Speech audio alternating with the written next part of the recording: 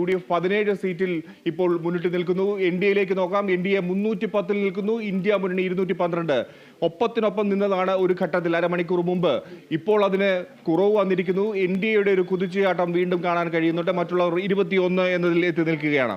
ദേശീയ തലത്തിലെ മറ്റ് സ്മൃതി ഇറാനി പിന്നിൽ നിൽക്കുന്നു എന്നുള്ള വാർത്തയാണ് വരുന്നത്. നരേന്ദ്രമോദി മുന്നിൽ കയറിയിരിക്കുന്നു. റായ്ബറേലിയിൽ രാഹുൽ ഗാന്ധി 28,326 വോട്ടുകൾക്ക് മുന്നിൽ നിൽക്കുന്നു. കേരളത്തിലെ ചില രണ്ടാം സ്ഥാനങ്ങൾ കൂടി ശ്രദ്ധേയമാണ് ഫിജി അജിംഷാദ്.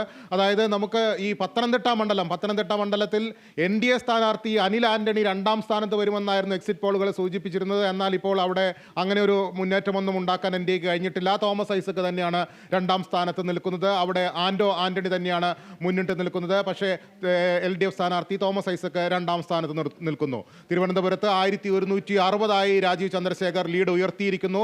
ആറ്റിങ്ങലിലും ലീഡ് ഉയർത്തിയിരിക്കുന്നു. 2124 അടൂർ പ്രകാശിന്റെ അവിടുത്തെ ലീഡ്.